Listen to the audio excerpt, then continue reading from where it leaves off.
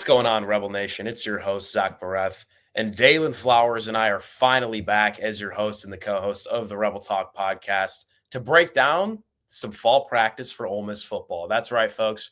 We are finally getting closer to opening kickoff against Georgia State as we approach the end of August here, but we've had a lot of good fall camp sessions going on throughout the month.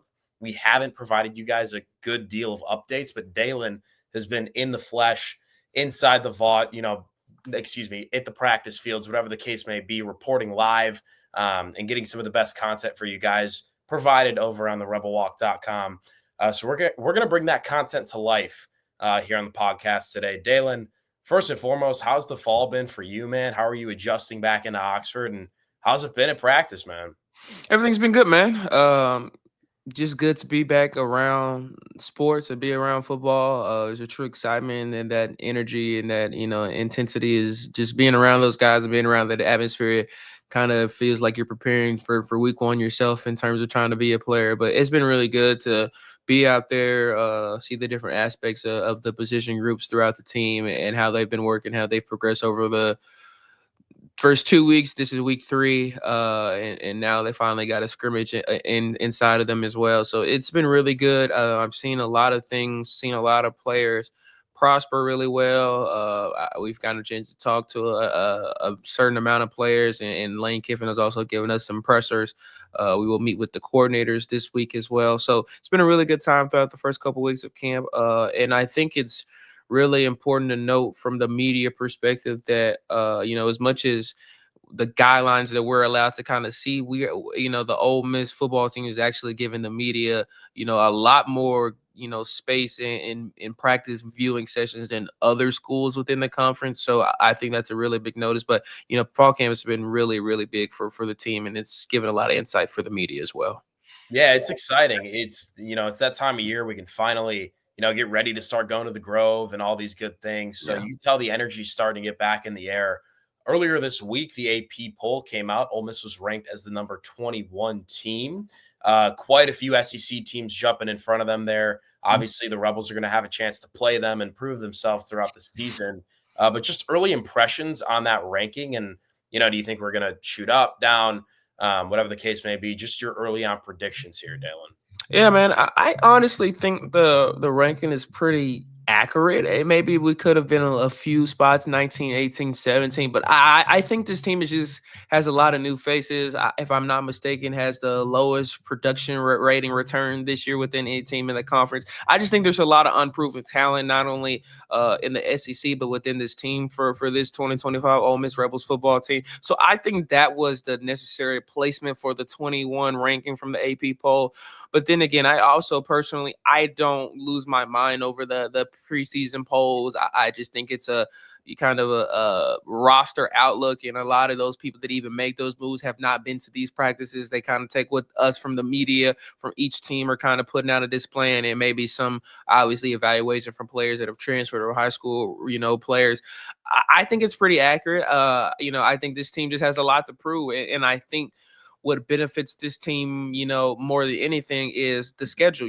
I think some people are kind of undervaluing the schedule for Ole Miss this year, but I think being able to go to Kentucky early is going to be huge. I think being able to play Tulane and Washington State as non-conference opponents is going to be really vital for this team. I think having Arkansas early in the year is going to be important. I think those games early are going to be, really important to get out the way and also understand who are going to be your main guys within the offensive line, and who are going to be your main guys to start in the secondary for Ole Miss this year.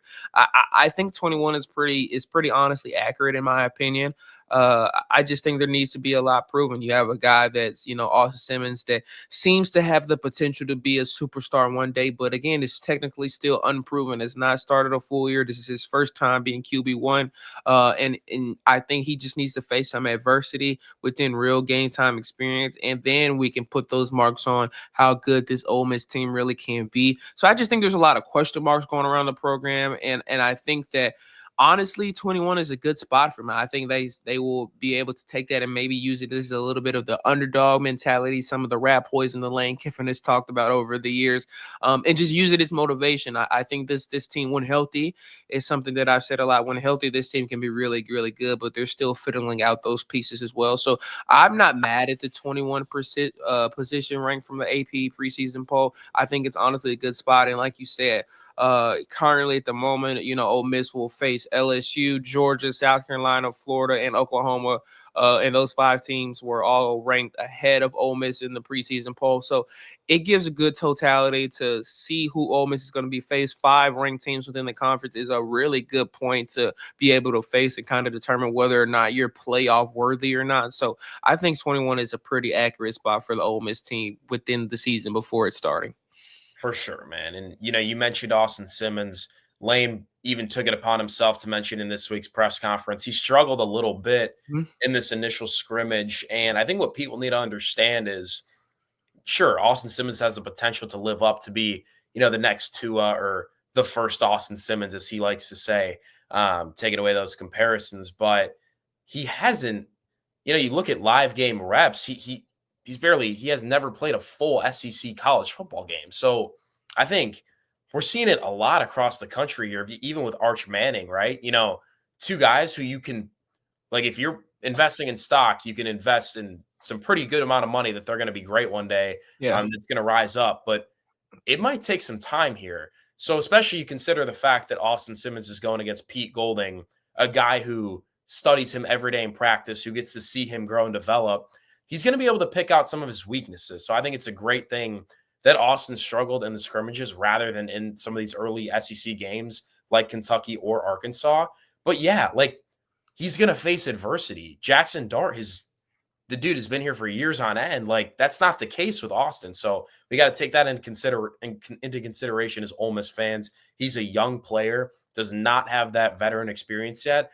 And I believe he will be great one day, but that might take a little bit of adjusting, seeing different sets of defenses, playing against different teams in different conferences. It simply takes time. And that's something that I believe could be the case with Austin. But I mean, Lane said it, I'm glad this is happening now rather than in a couple weeks. But aside from that, Daylan, I think you can attest that he's looked pretty solid in practice up to this point. Yeah, and you make a lot of good points, and I think for me, from this starting point, I want to go back to the very first after the very first day of fall camp. Lane kind of spoke to the media, in the pressers, and kind of just said that this fall camp was a lot different compared to last year, and in terms of that, meaning that the intensity was a little bit different. They were focused on kind of going a little more full fledged this year in terms of just injuries and a new squad this year compared to last year, and I've seen that. And I think that's really important to understand that what you just said is almost perfectly accurate. I think that Austin Simmons has the potential to be really, really good. He has the understanding of the playbook already, being here for a few years, has the mindset of, a 25-year-old that's played in the league for a few years.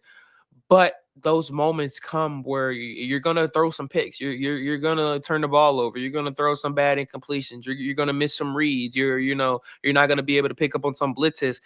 As a young guy, but also as a guy that has already been a 3-year starter like Jackson Dart, and that happens. That's the game of football. That's what makes it so exciting. And Lane Kiffin said it in the pressers yesterday that, he was glad that it happened. He's looked almost picture perfect throughout fall camp.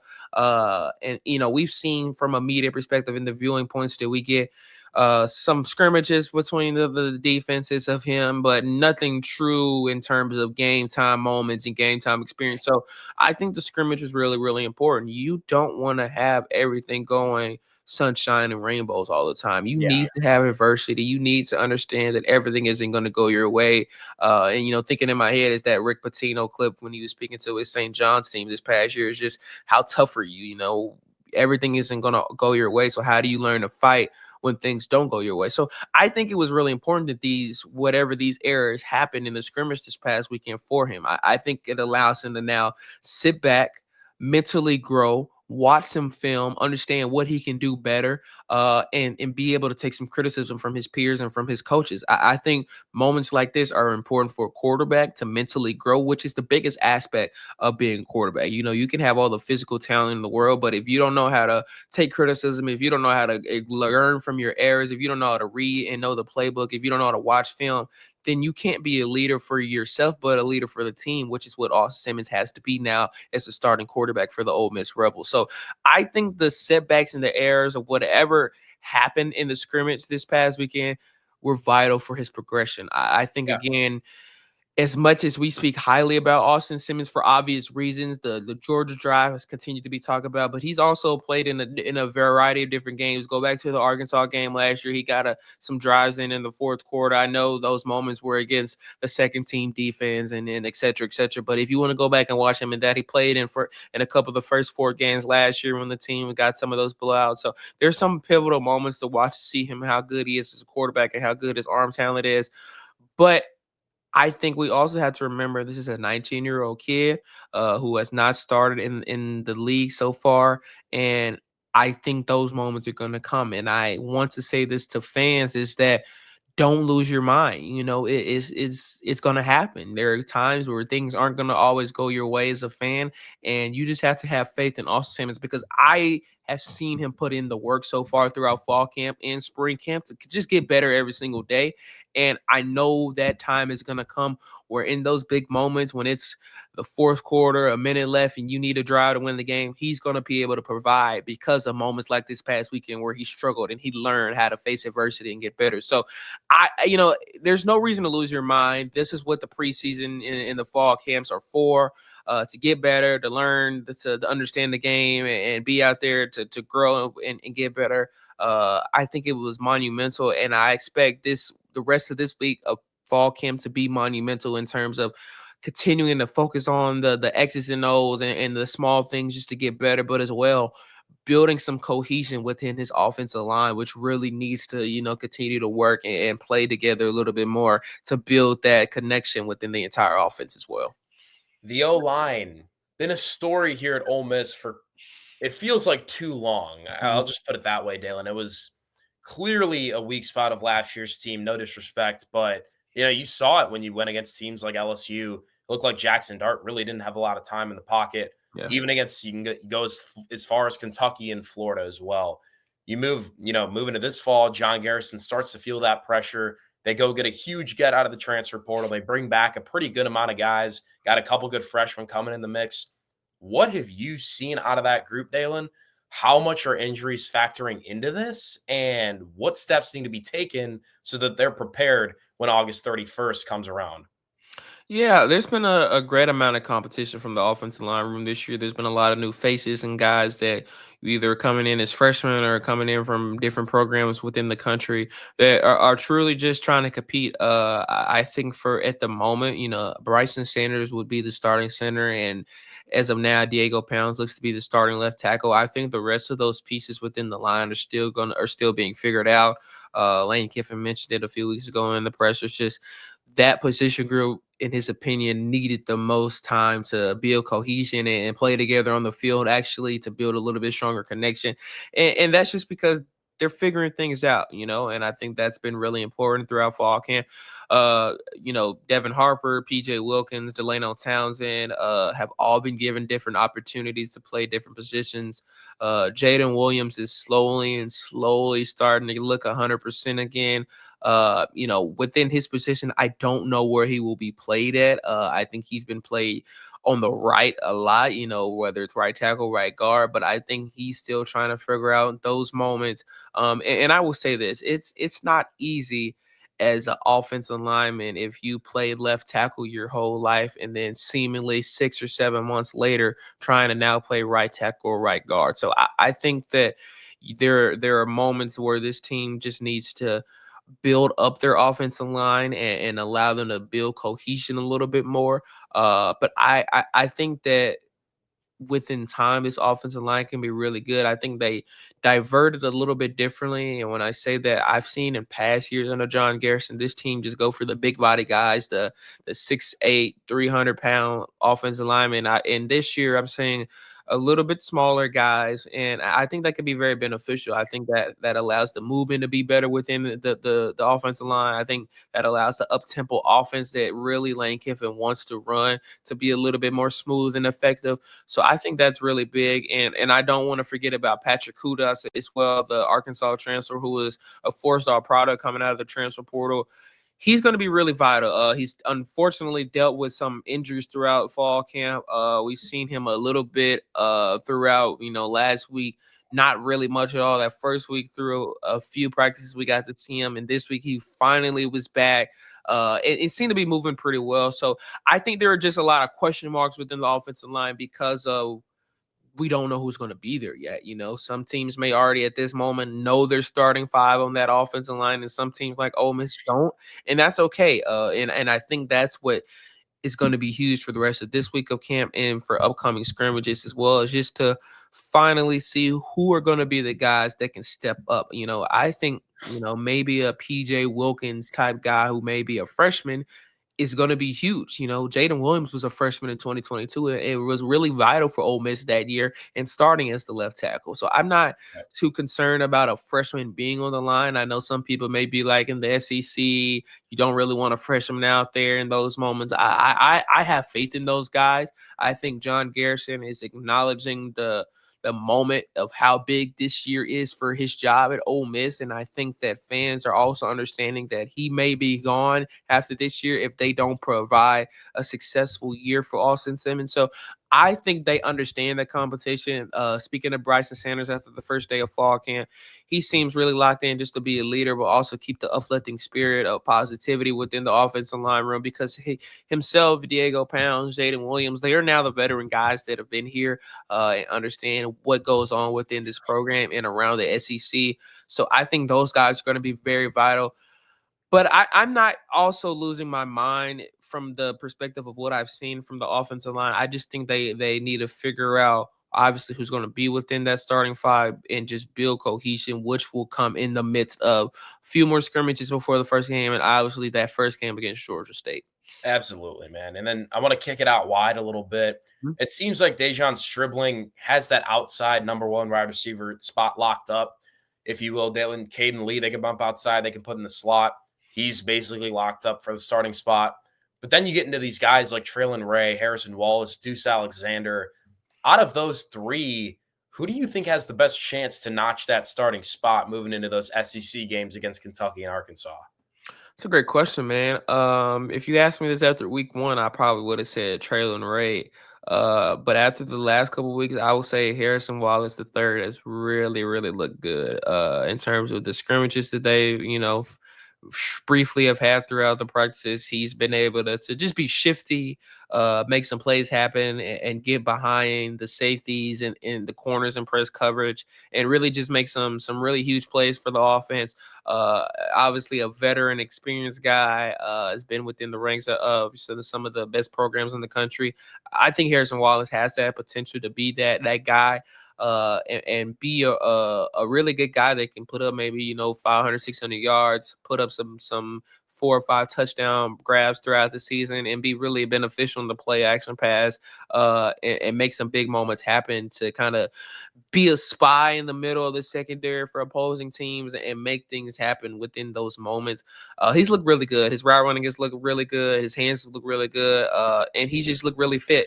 So I think Harrison Wallace at that moment may be that third guy to take over those ranks. But again, you have versatility within this offense, and I think this wide receiver room is, it's funny to say this, but maybe the best ever at Ole Miss, and we seemingly say that every year. It seems like we said that last year and the year before and the year before that, but it really does feel like these guys have finally brought it together. Lane Kiffin talked about it in his pressers a few weeks ago as well, that he thought this may be the best position group within the team this year. It also may be the more leadership, value position group in the team. So that speaks a lot from his perspective. And I think that they're going to be really dominant again. Caden Lee's obviously going to be the lead guy, but Deshaun Stribling, I compared him to the size of Trey Harris because that's kind of just, I think, for the Ole Miss perspective, the obvious realization to kind of compare them to,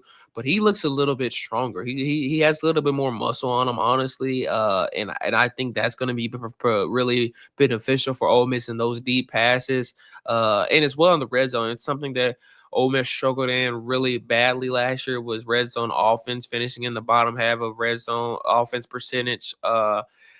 And I think that's going to be really beneficial for Ole Miss. So I think Harrison Wallace III has looked really good. But I also would knock out guys like Deuce Alexander from Penn State. He has looked magnificent, really quick speed, great hands. They've even tried him and Traylon Ray out during some kickoff, returns. So I think Deuce Alexander could provide some really good plays in the spring. I'm thinking about this in the top of my head. Had some really crazy touchdown catches as well, going on top of guys. And the guy I always said the Randy Moss catch. It had some really crazy touchdown catches in the spring as well. So Deuce Alexander and Harrison Wallace are going to be two guys I would say for Ole Miss fans to look out for throughout the season. I think they could be really, really beneficial for the offense. Yeah, I'm fired up, man. Austin he's got options, and as long as the O-line can provide him a little bit of time, I think the sky's the limit offensively, especially, with Lane Kiffin trying to get his get back, if you will, after last season. I want to flip over to the defensive side. It doesn't seem like there's been too much with the running back room other than Kewan Lacey and Logan Diggs. So want to take us into a room with a little more questions. That's the DB room. Ricky Fletcher seems to be a guy who's leading that room. Bunch of transfers filling in for the safety role as well. What have you seen there, Daylan? Have they looked up to par? And what are some things that need to be adjusted heading into the final weeks of camp?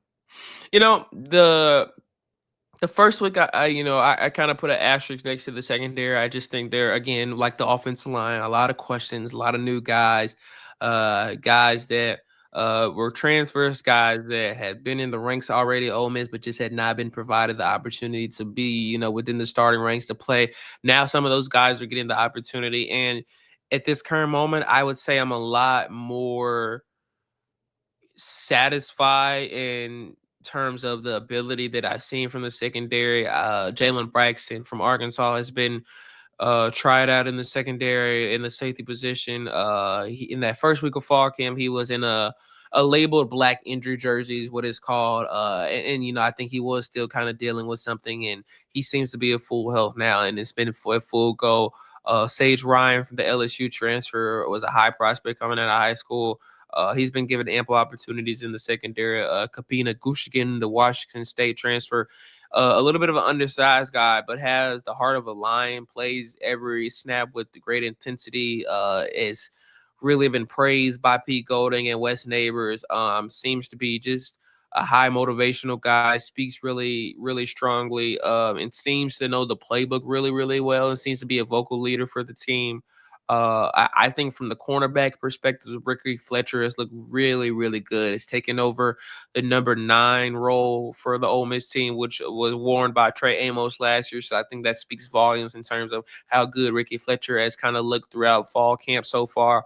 He's an athletic guy, has great hand speed, and really seemingly has stopped a lot of, offensive plays that seemingly may have been set for a certain wide receiver, and has just simply shut those things down. And he looks like a guy that can really be pivotal for Ole Miss in 2025. Nick Cole has looked really good in the secondary as well. Chris Graves Jr. looked phenomenal. I think it was maybe Monday or this past Friday. He's looked phenomenal over the last couple practices, and they're really starting to come along. And his excitement and energy is really starting to uplift this Ole Miss defense and secondary. So those are some of the guys that I would throw out there just in terms of who may be in those starting roles. Dante Corswell, some of those guys, Antonio Kite, some of those guys that may be in the starting roles to see in the secondary for Ole Miss. I think they have a flexible options to kind of pick and choose from.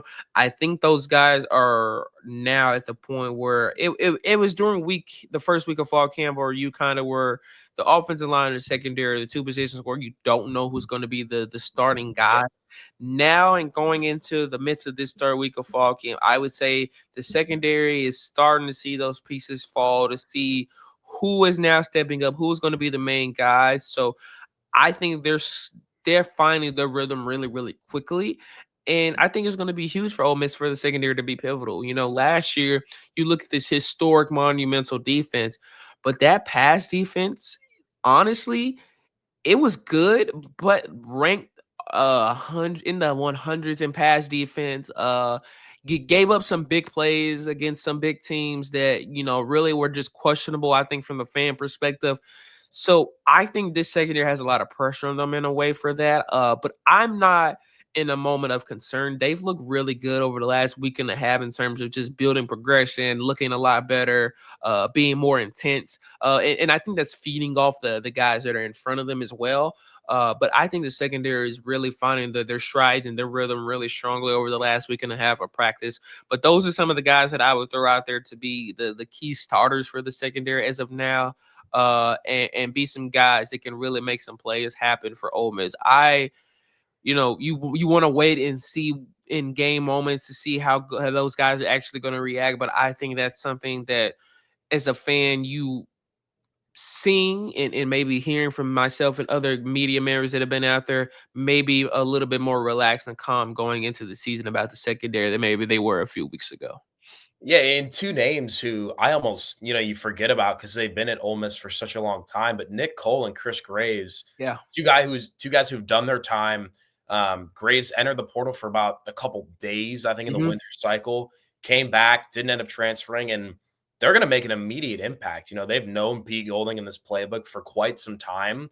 So for them to be out there definitely gives me a sense of comfortability, as someone who wants the secondaries to succeed even more than they did last year. Yeah. And then Ricky Fletcher, I think the sky's the limit. He's another guy who, in my opinion, can immediately slide into that second or third round NFL draft pick, kind of like Trey Amos did. Yeah. I want to move into the middle of the field a little bit. This is easily the position group which I am most excited about, led by TJ Dottery, who has been the leader of that room. Even last year with Pooh Paul, TJ was still the one getting the play signals through his helmet. So he's been there, done that. And when you have a guy like that leading the room, with Suntarian Perkins flexing in and out between D-line, linebacker, and then the third guy who's really start to come on and who Daylan, specifically mentioned who he wanted to talk about was Prince Will Umanmielen, the brother of Princely. He's done some fantastic things. Lane Kiffin deemed him the defensive player of the game from the scrimmage on Saturday. What has been so special about this guy these past couple of weeks here? Yeah, I think that Prince Well is a guy, obviously, just coming off the virtues of his brother last year. You hear that name and you think just automatically there's going to be a lot of pressure put on him to kind of perform at a high level and do some great things. Naturally, first off, his size just stands out. He's 6'5", 245. When he's standing up and getting ready to line up against the offensive line, he's really just a pivotal guy that you I see think out he's there. taller than Princely. Yeah, I believe he is. I think Princely's only 6'3", so I think just size manufacture, he is bigger than Princely. So he's looked really good. I was able to speak with him after the first day of fall camp. He's just locked in, man. He really is just focused on getting better every day. Has spoken with his brother almost every day in terms of learning things to get better and things to do better, to not only be great here but also be able to get to the next level. And it's taking criticism really well. Him and Randall Joyner have spent so many times throughout camp just speaking one-on-one and evaluating his game, and it's seemingly just gotten better after every single day of fall camp. Quick hand speed, getting off the line of scrimmage really well. I think his totality in terms of being a really good run stopper is going to be really huge for this Ole Miss defense this year. I think that is going to be huge in general. I think this run defense is going to be as well as it was last year. I think they have the guys that focus tremendously on that, get downhill really well, get in the backfield really well, and make tackles in the open field phenomenally as well. That's going to be huge against running backs to not allow big plays to happen. There are so many times last year where there was sacking the quarterback or stopping the running back in the backfield where they had guys stop, but some elusiveness from the opposition allowed those big plays to happen. And I think those moments are going to be a little bit crunched down this year, just in terms of the ability of the guys that are on the defensive line and in the linebacking room as well. So Prince Yellen has just looked really locked in. Has obviously, like Lane Kiffin said, received high praise for his abilities and for his performance over the scrimmage and over the past few weeks. He's just looked really, really good. And you talk about the linebacker room as well. TJ Daugherty, just as a vocal leader, has really stood out. Obviously, receiving those play calls in his helmet comes with a different bind, and I'm really glad he was able to do that last year with the team now, because he is one of the main guys on that defense that is going to be the leader. So I think I'm really stoked to see what he's going to be able to do. And Tyler Banks is finally brought on the mission guys like Chris Graves and Nick Cole that have been around the program for a few years and have just stuck it out. Tyler Banks has stuck it out. Winning the Chuck and Mullins Award last week was phenomenal for him and phenomenal for myself to see. He stuck it out, and this moment has actually really just been phenomenal to see him get some reps within the first team defense. I think he's going to be huge this year for Ole Miss. He looks really good. And Taj Chambers as well. I don't want to forget about Taj in the linebacker room. He's looked really good, getting downhill very quickly, playing in zone coverage really strongly, and kind of being a versatile guy. I think this linebacker room, it may be the most underrated part of the team this year. I think that they have the potential to really, really be vital and honestly pick up some of the slack from last year and bring it into this year. So I think the linebacker room, I may speak that out now before the season starts. That may be my hot take, that the linebacking room is the most underrated position on the team this year.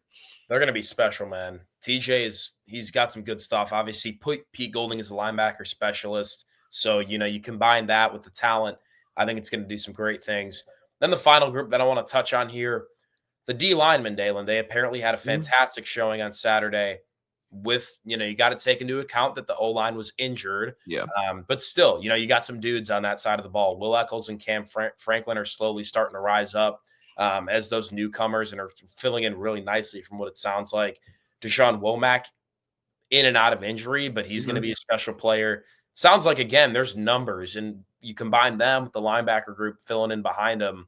It's a special group again, and it seems like they're picking up right where we left off last year, maybe just with a little bit less talent.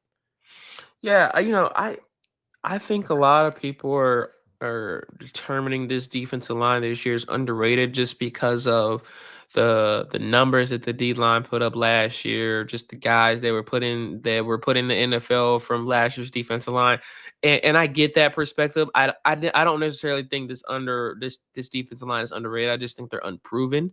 In terms of guys that are new, that have not played in the league yet, or guys that have come in as transfers.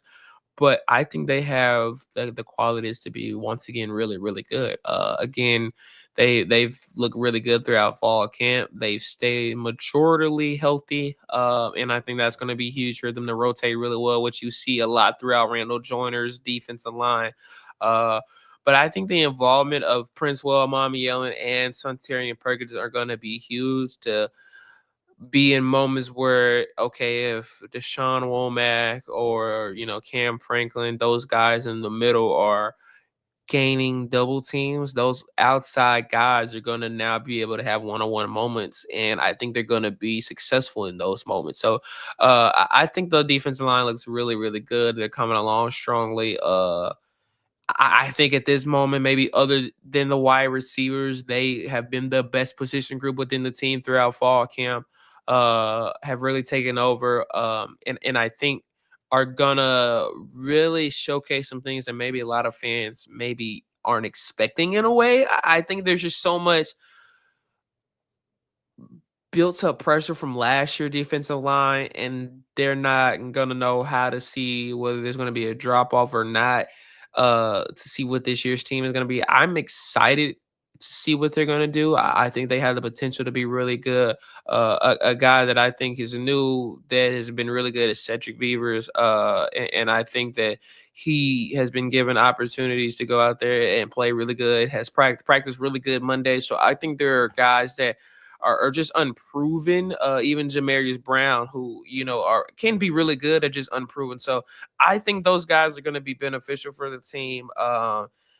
I'm not really concerned about them at all. I think they look really strong. I think if you have faith in any position coach, I think it's Randall Joyner, just in Yeah. terms of the way he's been able to recruit, the way he's been able to coach since his time at Ole Miss. So I have complete faith in what Randall Joyner has been doing in terms of getting these guys prepared from the athletic and the physical perspective, but also being able to watch film to get better and from the mental perspective. So I think that defensive line room is really gonna turn some heads for Ole Miss fans, but also opposing fans as well that may look at this defensive line roster and be like, okay, this guy is never heard of this guy, or I've never seen this guy. They can't be that good. But when that game time comes, they're gonna really turn some heads for Ole Miss this year. Yeah, it seems like throughout the progression of this podcast, I'm slowly starting to buy in a little more into this team here, which hopefully is a good thing. But it sounds like if this O line can slowly start to piece itself together, stay away from injuries, communicate and grow throughout the season, I don't think there's any reason why Ole Miss doesn't put themselves in a chance to make the playoffs. Mm. And I know it might sound crazy, but we're in this era of constantly reloading through the transfer portal, and that's a strong suit of Ole Miss. So definitely a strong possibility. They're going to have plenty of opportunities against Florida, South Carolina, Georgia, LSU, even early on in Kentucky and Arkansas to prove themselves. But this team's got to come together in ways that it didn't last year to overcome that adversity. Moving forward here, we have another practice, which Daylan and I will be in attendance for on Thursday. We will also bring you guys live coverage following the fact. We have Pete Golding and Charlie Weiss Jr., the two coordinators, speaking at the press conference, which is always a great time. It's good to, these guys are just football nerds, and the stuff they say it's funny and it's really good. And then I believe there's probably another scrimmage Saturday. Bottom line is we're approaching the season really quickly. So we need you guys to continue to stay tuned, like and subscribe on this video. Leave a comment as always. That's really all I have for today. We're definitely going to shoot you guys another video sometime this week and keep that up as we approach opening day against Georgia State. Daylan, anything else, brother? Yeah, I forgot to mention Yep. Xavier Harris and Will Eccles on that defensive Yeah. line. They've been really huge. And something that you mentioned that I think is going to be really important for the defense, real quick, is just a lot of these guys, Zay Harris, Sunterian Perkins, TJ Daughtery, Tyler Banks, and Nick Cole, Dante Cord, that have been here for a few years. They're going to be really important for Ole Miss in 2025. You always, kind of see those high praise for guys that may not have been given ample opportunities throughout programs, but have stuck it out within the transfer portal era and the NIL era at their school and are seeing the reaping the benefits of those things. So those guys are going to be really, really important for Ole Miss. But I think the next few weeks of fall camp are going to be really, really beneficial for this team. It's exciting, man. Like I said, stay tuned to the rebelwalk.com for all your Ole Miss sports needs. Daylan and I are bringing you guys live coverage from practices and press conferences. Subscribe to our YouTube channel. Leave a like. We appreciate you guys tuning in. Finally, anything else, Daylan? No, man, all good. Sweet. Thanks for tuning in, guys. Hotty toddy and go Rebs.